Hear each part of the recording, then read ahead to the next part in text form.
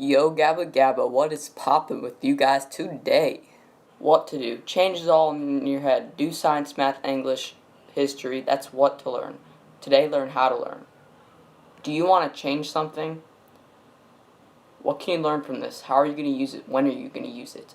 Imagine if the work of changing a bad habit is no longer needed. Today, learn how to stop worrying and start living. Whether it comes to weight loss, which is just about, or any other change, like I want to quit smoking. It's in the head. Learn why. Real proven evidence from science. What you resist persists. So weight loss happens when you acquire the emotional conviction of the severity of the situation and how your quality of life is dependent on your physical well-being abilities. Overweight people know rationally that they are big, but they can't do anything because of that internal feeling of necessity. For changing the life around, losing weight hasn't clicked yet. Decisions to be better come out of love. Guilt or shame about food or action activates a reward center. So, research is showing what you resist persists. You're trying to do good for your body. So what to do? Memorize this framework. You've been doing the right thing, giving your brain dopamine. But it's not cookie equals good. It is, though, work out your brain equals good. Every day, just 45 minutes a day of reading is one of the best exercises for the brain. And you'll read a book a week if you consistently do 45 minutes a day.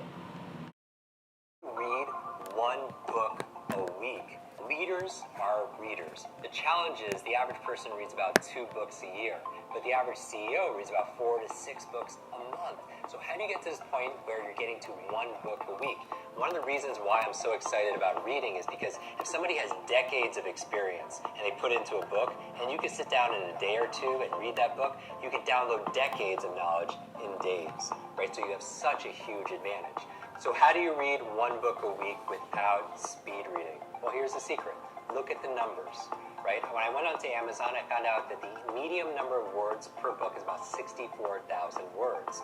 And the average person, like we teach speed reading all around the world in 150 different countries online, the average person reads about 200 words per minute. So now when you divide 64,000 words per book by 200 words a minute, it comes out to be about 320 minutes. 320 minutes to get through a book of 64,000 words. But how many words is that a day? Divide by 7, you get about 45 minutes a day. 45 minutes of reading a day, and you get through 1 book a week. Now that's much more manageable, but here's the secret, is you have to schedule it. You must schedule this time, because if you say, oh, I'm going to read here or there, it never really happens, because it's more of a dream or it's an interest. But when you schedule it, it's in your appointment book, it's in your calendar, this is time for you, it's like time you would have with your boss or an investor or somebody, a family member, something that's so important that you would never cancel on that, because you reading is a form of self-care. And I believe that self-love and self-care is not selfish. So you want to be a lifelong learner, schedule 45 minutes a day. Now, if you happen to be a faster reader, you can do it in maybe 30 minutes or maybe 15 minutes. It doesn't take as much as you think. And one more important point, when you're scheduling your reading time, make sure you schedule it around a time when you're awake, right? Most people use reading as a sedative late at night, and they have this association of something that puts them to sleep. That's not the time you want to be able to do it. When you're awake, when you're alert, schedule it 45. Why? Because your internal world is a reflection of your external world. Best way to be fit is to read a lot. How to stay fit. Best way to stay fit is read about how to stay fit. It'll keep you motivated. Don't resist, because what you resist will persist. The same level of thinking that was created to solve the problem won't solve the problem. Change the level of thinking by instilling these pillars. First pillar, refuse excuses. Instead of excuses, make adjustments. Second pillar, build credibility with yourself. Make a book of achievement. And on the first page, write, promise myself I will get to 10 reps. I will scale my business. Rome was not built in a day. And when you aren't motivated, look on your past achievements. After every accomplished meal or workout, because working out is really primarily about meals, that's the hard part. Living in a post-industrial age. Just write down something you accomplished. It can be really small. Very important because you get what you focus on. Third pillar. Fluidity. Learning to manage the things you love is key. Fitness and all these hardships, habits, are going to take at least 18 months to become a lifestyle. They should improve your life, not consume. Pillar, you get to eat healthy.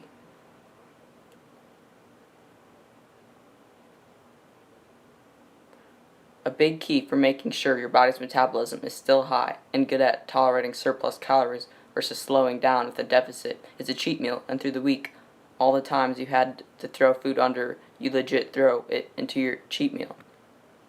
Shift some behavior around food to see how it impacts you. Try a salad and a pizza. Instead of just completely self-sabotaging your habit brain by eliminating it right away, I will still not have done as well as I could have, but I'll keep chipping away at this thing that has become bigger than food. Every action that we take has a positive intention. You get a powerful hit of serotonin every time you eat. You're making yourself happier. So you're not dumb if you're fat. I was just trying to make myself happier, but I was just doing it the wrong way. That kind of language to yourself is a total change.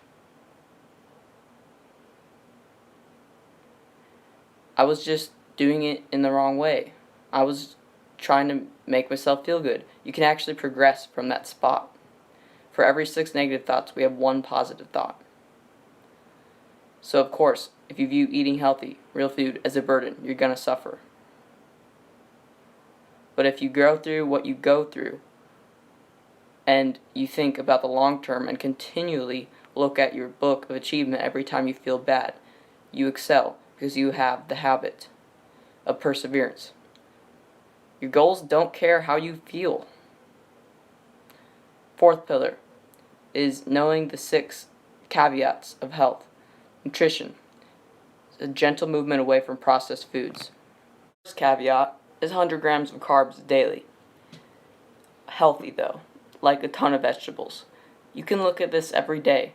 You don't have to burden yourself, because if you look at this every day, it'll eventually stick.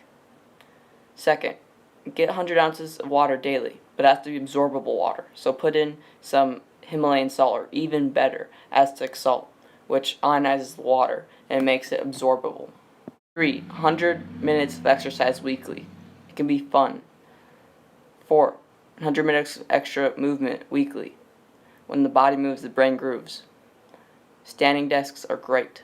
You can burn up to 400 calories a day if you stand while working. 100 minutes of stress relief weekly is the 5th. The 6th is 100 minutes of extra sleep weekly. If you meditate, or if you do power naps, or if you do sauna, or something that gets you into a parasympathetic state, this is great. What the heck is it all in your head is change? Because if it doesn't challenge you, it doesn't change you. And every day you're living the 60,000 thoughts of yesterday. Unless you instill these right here into your brain, you're not going to change. Have a great day. If you've known how to use this and when to use this subconsciously, not just consciously. You can read a self-help book, you can watch a video, but it does not surpass your subconscious. How does it surpass the subconscious? How can you? By repetition. Because the same level of thinking that was created to solve the problem, you already know the quote, but repetition, and there's certain times, brainwave states, that you can access your subconscious. Be discouraged, be encouraged. The subconscious can process 40 million bits per second. The conscious, where you are right now, can only process 40 bits a second. So, you can remember all of this instantly, in a milliseconds, if you know the subconscious. Pessimism. Have an optimistic end goal, but pessimistic guards against the barriers in the roads. Practical pessimism works if you understand the subconscious. With the conscious, though, it can be a little daunting, but when you get on your seatbelt, when you put it on, that's pessimism. Preparing for the worst, planning for the best. I'll review First, refuse excuses. Second, build credibility with yourself. Third, what to eat.